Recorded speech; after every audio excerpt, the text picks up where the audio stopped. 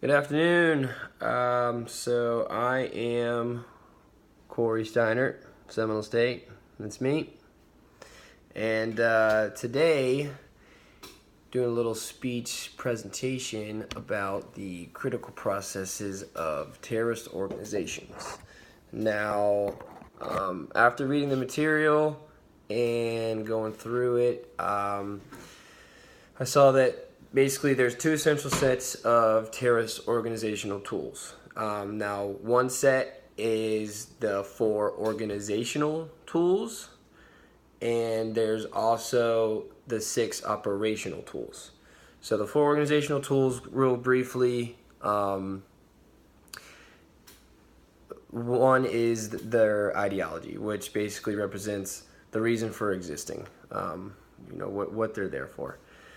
The second organizational tool is leadership, which provides the oversight that steers the organization in the direction that they want. And then the third is recruiting. That pretty much speaks for itself. You got to find followers and, make sure that they want to do the same thing as you and are going to follow you. The fourth and final organizational tool is publicity, which calls attention to what the terrorist organization intends to do and what it's trying to succeed in. So those are the four organizational tools. What I want to talk about today is one of the six operational tools. So just to go over those briefly, the first and foremost is the command and control system, or the CC. The second is weapons. Pretty bland, speaks for itself there. The third is operational space, and that basically means some type of safe haven or an area where a terrorist organization can go to train and basically conduct what they need to do in a environment that they're not threatened. The fourth is training.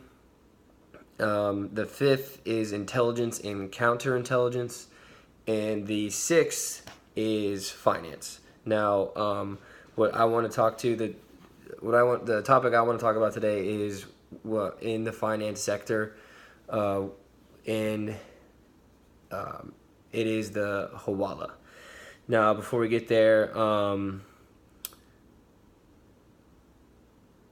basically, after 9/11, it was very difficult for terrorist organizations to transfer money and to acquire the tools and the things that they need. So there came this ideology, or this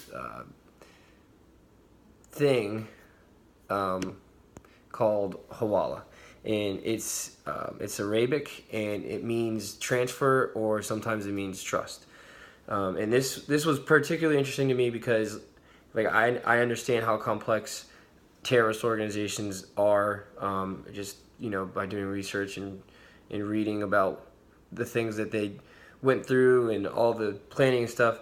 And it's kind of mind-blowing to me that this type of movement of money or monetary means or anything is all just based on trust. It's impressive. So that's what I want to talk to you a little bit about today. In the book it says a Hawala is response basically to the growing pressure from formal banking systems. They had to start using an alternative remittance system, particularly the Hawala. It is an informal and often unregulated remittance system that operates from many countries conducting domestic and international transactions. So that's the book definition of basically what a Hawala is. It was developed in India before formal banking practices were introduced, and it is a faster and much safer means of using a courier who could be arrested and then Also, illegal aliens use use the Hawala to send money home so that they avoid all official contacts that might expose them for being illegal and then deported back to where they came from. So just a couple quick facts about Hawalas. They are distinguished from traditional banks. It's, like I said, based off of strong trust. Number one, it's trust. That's what it is. And I'll show you a little diagram that I saw and to kind of better explain really what a Hawala is. They are legal in some countries, but operate effectively and efficiently. And a lot of the time, Hawala dealers are often bound by their family, business partners, or regional connections.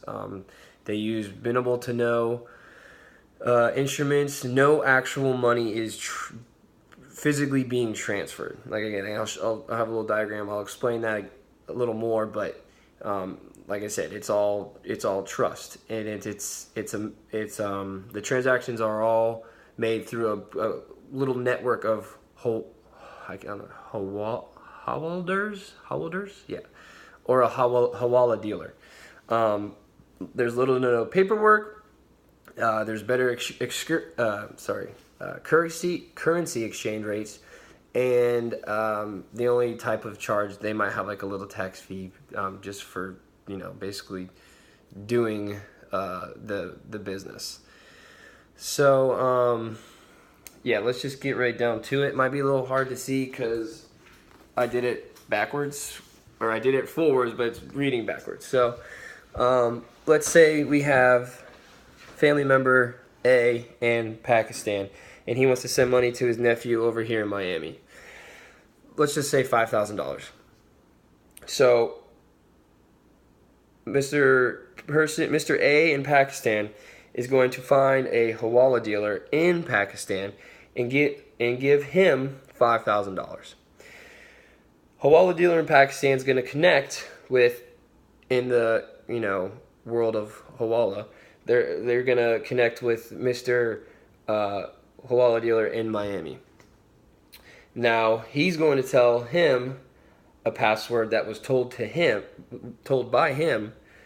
So password to password, password to password, and then once he knows, he's going to tell his nephew, all right, everything is good, go to Mr. Hawala dealer in Miami. He will give him the password, and then this man will give the $5,000 to him. So the trust thing here is Mr. M is going to hope and pray that Mr. X is a trustworthy terrorist Hawala dealer, and later down the road, if he wants something like, I don't know, bombs for a vest or anything and everything, he just got to hope that he will basically come through. And that's what the whole Hawala entity is.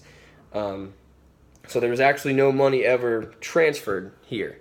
And I don't know, I just found that super interesting. That's kind of why I wanted to talk about that today. This is my second video because my first one got deleted and it didn't work. But yeah, that's pretty much all I have. Oh, also, in mid-2014, Bitcoin was studied by federal agencies to determine if terrorists could use that as an alternative remittance system.